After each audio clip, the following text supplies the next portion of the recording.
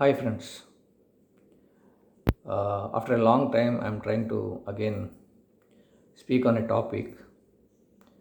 The topic is, what is the evidence for the existence of the soul?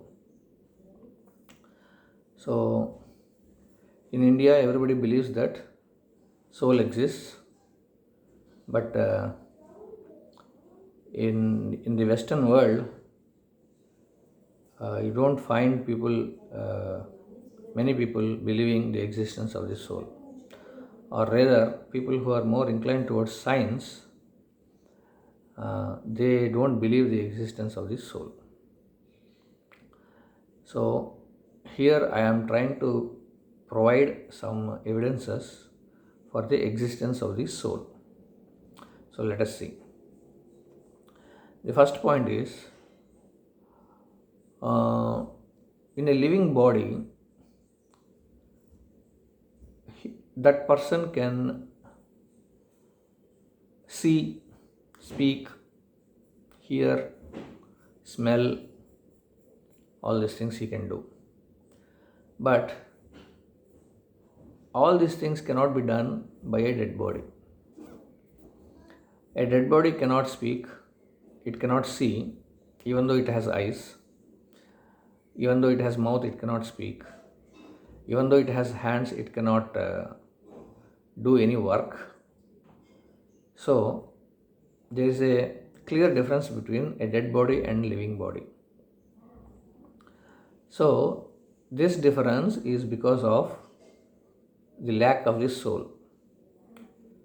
Of course, many people say that soul is not visible, therefore, you are assuming that it is some soul. But you see, the scientists, what they say is that when a particular chemical is when a particular chemical stops working in the body dies. Then we will ask them, what is that chemical? Please tell the name of the chemical or the formula, chemical formula of that chemical. They will not say, we don't know. So, my question is, when you don't know what it is, how can you call it as chemical? That is the point. You don't know anything about it. Then you should not call it as chemical. That is your assumption. So, even your scientific explanation is having the defect. Now, the second point is, forget about the scientists. If a person dies in a village and you don't have a doctor around, people also will conclude that the person has died. How? By seeing the temperature of the body. When a person dies, immediately his body loses all the heat in the body. So, what we say is, the heat in the body is an indication of the presence of the soul. From the scriptures, we find soul is also Satchit Ananda Vigraha. So, it is like a particle of fire. So, when you call it a fire, fire will have some heat with it. So, when there is no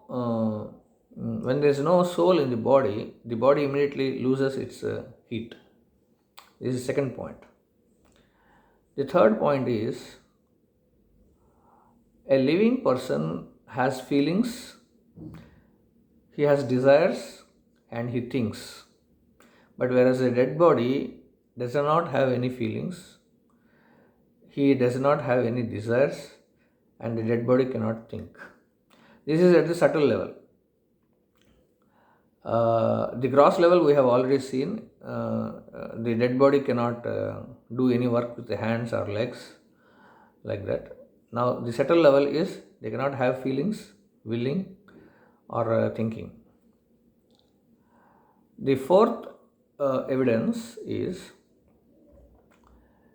if a man and a woman, living persons, come together, they can produce a child.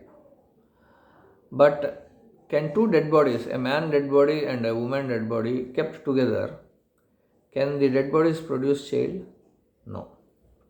So this is another pointer, another evidence that there must be soul. The fifth point is, when you are 50 years old, let us say, still you have many memories of your childhood. But in your childhood, you have a very small body. And when you are 50 years old, you have a grown up body. But how you are remembering these things? That means there must be some common element between your childhood and your grown up body. That common element is the soul. Sixth one, according to medical research, there are many near death experiences and out of body experiences. If you go to internet and search for out of body experiences and near death experiences, you will get many have been documented. So those doctors who have documented this, they believe that soul exists. But unfortunately, the truth has been dominated by politics.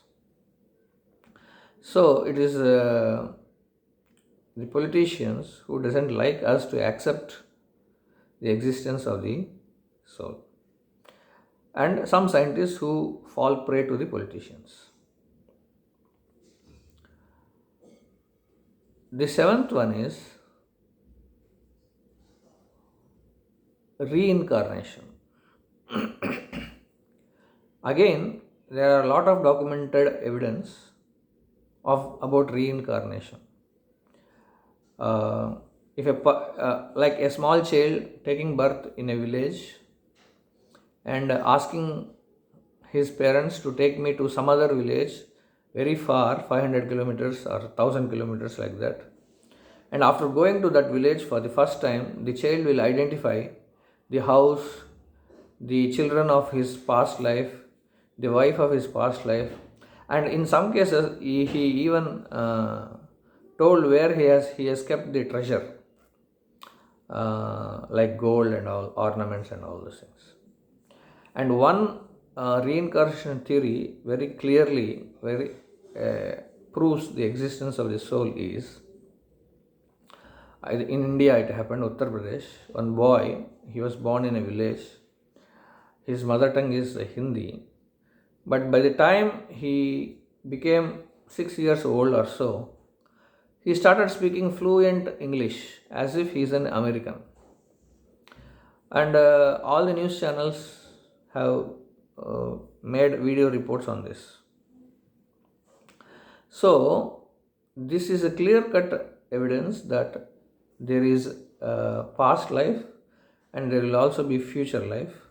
And if there is past life, what is that connecting us between the past life and the present life? It is the soul. The soul goes from one body to another body, as said in Bhagavad Gita, Dehinosmin yata dehe kaumaram evanam jara, tata dehantara praptir dhiras tatra namohyati. So it takes different bodies and it also carries the impressions of the previous bodies. That is what this boy is carrying. He carried the impression of English of his past life into the current life. Now, the theory of karma, or what I can in the present context, what I say is punishment and reward, also proves that there is a soul. For example, sometimes children are born blind. Sometimes children are born dead. And sometimes children die in accident. When the child is very innocent, why these things are all happening? So this is an indicator, pointer for our past lives. Hence proves the existence of the soul. The general question asked by various social movements is that there is rich, there is poor, there is white skin and black skin, educated and uneducated. Why these differences in this world? This itself proves that there must be existence of the soul. Otherwise, why a child is born to a rich child is not struggling for his education, etc., and why a child born in poor family is struggling. Science is not able to explain this. So, taking all these points into consideration, a intelligent person and a honest person, this is more important, a honest person will come to the conclusion that soul definitely exists. Thank you.